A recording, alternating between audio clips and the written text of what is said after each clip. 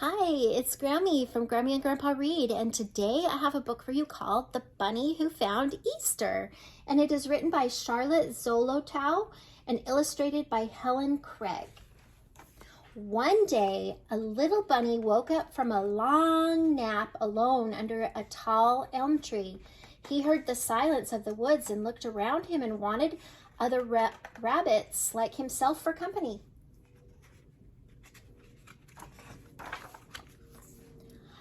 "Can you tell me where I will find other rabbits?" he asked a sleepy old owl in the elm tree. "Other rabbits?" said the owl. "Why, there are always rabbits at Easter. Where is Easter?" asked the little bunny eagerly. But the owl had dozed off to sleep again in the bright sun. It must be someplace to the east, thought Bunny, and he set off searching. See you right there.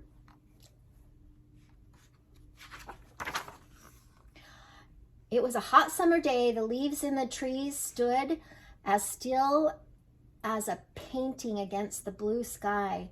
The bunny found a pool of water, and down in the water silvery trout flashed by, but there were no bunnies about. Then, this can't be Easter, he thought, and went on his way. He came to a field full of daisies. There were a lot of summer daisy smell over the field, and the bunny's nose twinkled. A big, slow bumblebee hummed by, but in all the whiteness of the daisies, there was no whiteness of bunnies like himself. "This isn't Easter," the bunny said, and he went on. Once he was caught in the summer storm. The sky looked like night. Suddenly, a streak of lightning, the color of the stars, forked through the sky.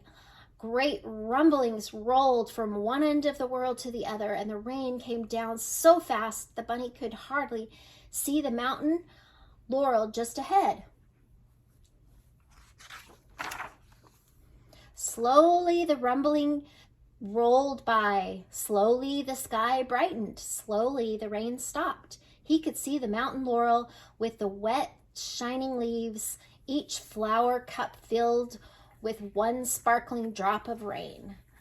But he couldn't see any other bunnies shaking the rain off their wet, white fur. "Not Easter," he said sadly, and hurried on his way.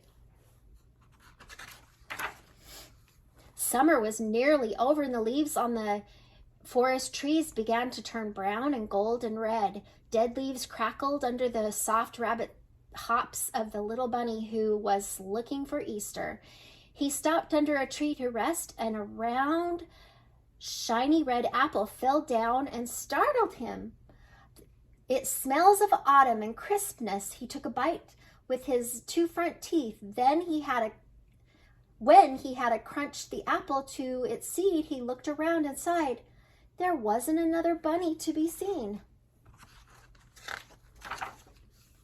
One day it began to snow. Soft white flakes drifted down from the sky, and the air was sharp and cold and still. When he hopped through the white drifts, he left little dark footprints in the snow, but no matter which way he hopped, his footprints never crossed another bunny's footprints. The little bunny was alone in the world without rabbits.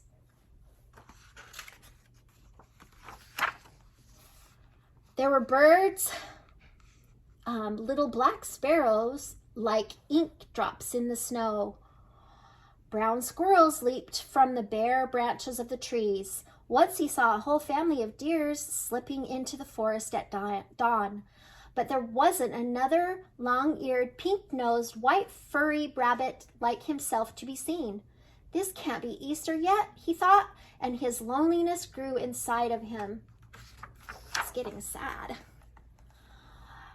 That night, the bunny curled into a hollow of the tree to keep himself warm out of the wind and sharp air. When he woke up the next morning, there was something different. It smelled. He quivered his nose and smelled hard. It smelled of greenness and warm, soft sunlight. The bunny felt sure he would come to Easter soon.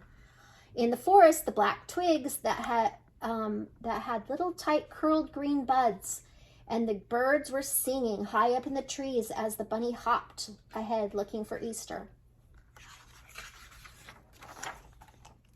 Suddenly, he saw something in the muddy earth that made him stand perfectly still with excitement. Crossing in front of him and going into the woods where he had never been were little rabbit paw prints on the ground. See? He followed the paw prints very carefully down a hidden path. There in the clearing, he saw someone small and furry resting on a mossy bank. It was another bunny. She had brown fur and long ears like himself and eager bright eyes like himself. The little bunny was so happy to find her, he completely forgot about Easter. Hopping back through the forest with her, all the way, he showed her all the places he had seen on his search.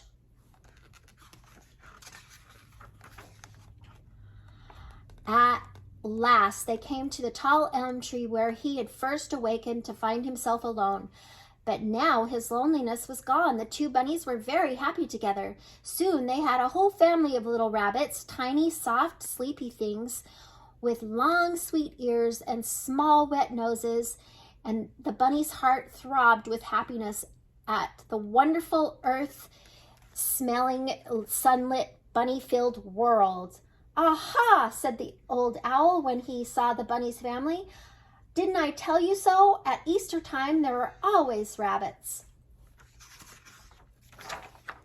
The bunny felt in his little bunnies around him and the earth blooming beyond them and all things growing. He understood at last that Easter was not a place after all, but a time where everything lovely begins once again.